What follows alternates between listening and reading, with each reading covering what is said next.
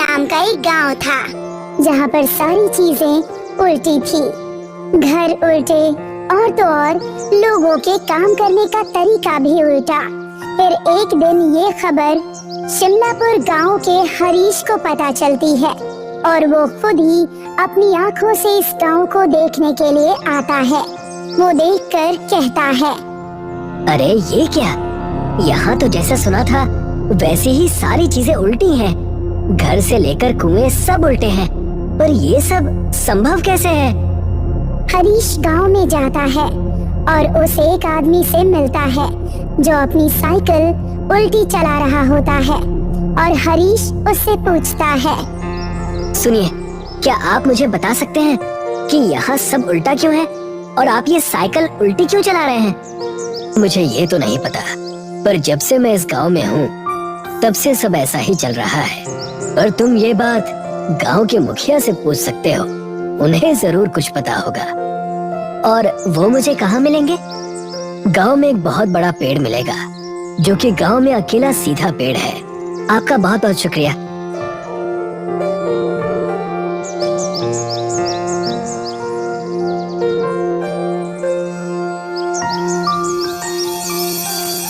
वहाँ से हरीश उस पेड़ के पास पहुँच जाता है जहाँ पर गांव के मुखिया खड़े रहते हैं।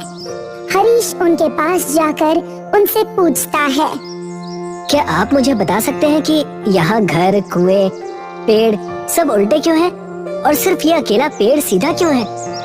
बेटा, तुम कहाँ से आए हो और तुम ये क्यों जानना चाहते हो? मैं शिमलापुर गांव का हूँ। मैंने सुना था कि यहाँ सारी चीजें उल्टी हैं, तो मैं देखने के लिए खुद चला आया। और अब जब मैंने सारी चीजों को अपनी आंखों से देख लिया है तो मैं बस जानना चाहता हूँ कि यहाँ सारी चीजें ऐसी क्यों हैं। फिर मैं गांव जाकर सारी बातें लिखकर उसे गांव में बांट दूंगा। देखो बेटा, मुझे पूरी बात तो नहीं पता, पर मैं यही जानता हूँ कि एक बार एक ऋषि थे जो इस गांव में इस बड़े सीधे पेड़ के नीचे बैठकर ध्यान लगाया करते थे और किसी वजह से उन्होंने इस गांव को श्राप दे दिया, जिस वजह से इस गांव की सारी चीजें इस तरह से उल्टी हो गईं। पर उन्होंने श्राप क्यों दिया और उस श्राप को कैसे हटा सकते हैं? बेटा, ये तो मुझे भी नहीं पता, पर अगर तुम्हें जानना है तो तुम गांव के पुस्तकालय में जाकर खोजबीन कर सकते हो। शायद तुम्हें वहाँ कुछ मिल जाए। आपका बहुत बहुत धन्यवाद। वहाँ से हरीश गांव के पुस्तकालय में जाता है।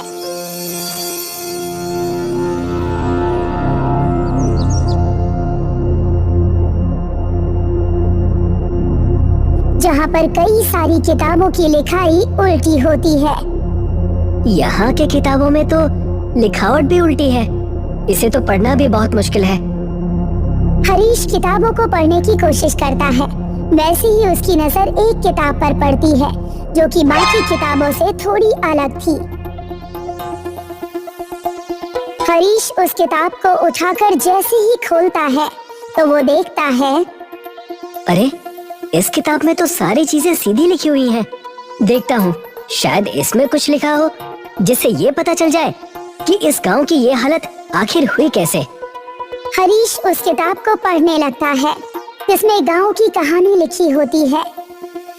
कई सालों पहले एक संत इस गांव में प्रवेश करते हैं और बड़े से पेड़ के नीचे बैठ जाते हैं। उस समय गांव का नाम सीधापुर हुआ करता था और संत जी गांव वालों को सही बातें सिखाया करते थे। एक दिन संत जी गांव वालों को इकट्ठा करते हैं और उन्हें सूचना देते हैं। गांव वालों, मैंने आप सभी को यहाँ इसलिए इकट्ठा किया है ताकि आप सभी को गांव में हो रहे शिकार के बारे में बता सकूं। आप लोग जो मासूम जानवरों का शिकार कर रहे हैं उसे अभी छोड़ दीजिए, वरना इसका अंजाम पूरे गांव वालों को भुगतना पड़ेगा। ये बात सुनकर कुछ लोग आपस में कहते हैं, इस संत को यहाँ आए हुए कुछ ही दिन हुए और ये हम पर अपना राज चलाना चाहता है। तुम सही कह रहे हो, हम तो अपने शिकार का काम जारी रखेंगे। चलो अपने शिकार के जाल को गांव के जंगल में डाल कर आते हैं। गांव वाले संत की बातों को अनसुना कर देते हैं और फिर से शिकार के कई सारे जालों को जंगल में बिछा देते हैं। फिर एक दिन संत जंगल से गुजर रहे होते हैं। ये गांव वाले शिकार हद से ज्यादा करने लगे हैं और ये सब कुछ अपने शौक के लिए कर रहे हैं। बिना वजह मासूम जानवरों को मारना बहुत बुरा है। जैसे ही वो ये शब्द कहते हैं, वैसे ही एक रस्सी उनके पैर में पड़ती है और खींचकर संत जी को पेड़ से उल्टा लटका देती है। लगता है बड़ा शिकार हाथ लगा है। हाँ हाँ, चलो देखते हैं।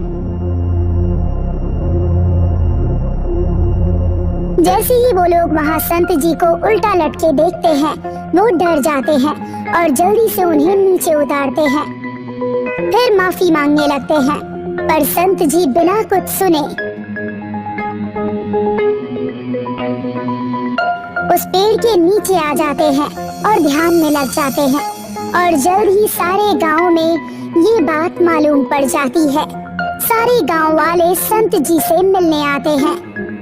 हमें माफ कर दीजिए जो हमने किया उसके लिए। संत जी ध्यान से अपनी आंखें खोलते हैं। उनकी आंखें क्रोध से लाल हो चुकी होती है और फिर वो गांव वालों से कहते हैं, मैंने तुम्हें पहले ही चेतावनी दी थी, पर जो आज मेरे साथ हुआ मैं उसे नहीं भूल सकता। जिस तरह से मैं उल्टा लटका और मुझे सारी चीजें उल्टी नजर आई, उसी प्रकार ये मेरा इस गांव को श्राप है कि ये पूरा गांव भी उल्टा हो जाएगा और इस गांव का नाम आज से ही सीधपुर से उल्टापुर होगा। गांव वाले ये सुनकर उनसे माफी मांगने लगते हैं और वादा करते हैं कि वो कभी भी आगे से शिकार नहीं करेंगे। ये देखकर संत जी को उन पर तरस आ जाती है और वो उन्हें बताते हैं, एक दिन आएगा जब एक नेक इंसान जो तुम्हारी परिस्थिति पर तरस खाएगा और तुम्हारी मदद करने की कोशिश करेगा, बस उसे मेरे जैसे 100 संतों को अपने हाथों से बनाकर भोजन खिलाना होगा। लेकिन भोजन की सामग्री गांव के हर घर से आनी चाहिए। तब से लेकर आज तक सारी चीजें उल्टी है, बस उस पेड़ को छोड़कर जहाँ पर संत जी बैठा करते थे। ये किताब जो संत जी ने खुद ही लिखी थी, इस किताब को पढ़कर हरीश मुखिया के पास जाकर उन्हें सारी बातें बताता है और कहता है, अगर हमें ये श्राप तोड़ना है तो हमें सारे गांव के घरों से खाने का सामान मंगाना होगा। ये तुम सही कह रहे हो। मैं आज ही सारे गांव वालों को जमा करता हूँ और उन्हें सारी बातें बताता हूँ। पर वो व्यक्ति है कौन जो हमारी मदद करना चाहता है? मुखिया जी, वो और कोई नहीं, मैं ही हूँ। जब से मैं आया हूँ मुझे आप लोगों की परिस्थिति पर तरस आ रहा है और मैं तो बस आप लोगों की मदद करने का कोई उपाय ढूंढ रहा था। तभी मुझे वो किताब मिली। बहुत बहुत धन्यवाद तुम्हारा बेटा। मुखिया सारे गांव वालों को जमा करता है और सारी बातें विस्तार से बताता है और फिर गांव वाले कहते हैं, हम सारी चीजें करने को तैयार हैं। हमें इस श्राप से मुक्त होना है हरीश, तुम बस खाना बनाना। हम सभी गांव वाले गांव के सभी घरों से तुम्हें खाने का सामान ला कर देंगे। जी ठीक है, तो मैं 100 संतों के लिए खुद खाना बनाऊंगा और इस गांव को इस उल्टे होने के श्राप से मुक्त कराऊंगा। गांव के हर एक घर से कुछ न कुछ सामान आता है और सबको जमा करके हरीश संतों के लिए खाना बनाता है। अगले दिन गांव वाले 100 संतों को बुलाते हैं भोजन के लिए। खाना खाने के बाद उनमें से एक संत मुखिया जी से पूछते हैं, क्या हुआ मुखिया, अचानक से हम सभी के लिए ये दावत कैसी? कई वर्षों पहले एक संत ने इस गांव को श्राप दिया था कि इस गांव की सारी चीजें उल्टी हो जाएं, चाहे वो घर हो या फिर पेड़ या फिर कुआं। और उन्होंने कहा था कि ये सभी चीजें ठीक तभी होंगी जब कोई नेक इंसान हमारी इस दशा को देखकर हम पर तरस खाएगा और वो 100 संतों को अपने हाथों से बनाकर भोजन कराएगा और भोजन का सामान गांव के हर एक घर से आना चाहिए। संत हरीश को अपने पास बुलाते हैं।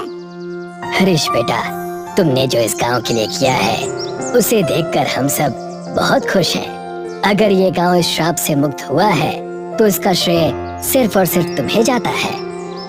संत जी, ये मेरा कर्तव्य है कि मैं लोगों के लिए अच्छा करूं। सदा खुश रहो बेटा। ये कहकर सारे संत गांव वालों को आशीर्वाद देते हैं और अपने रास्ते निकल जाते हैं।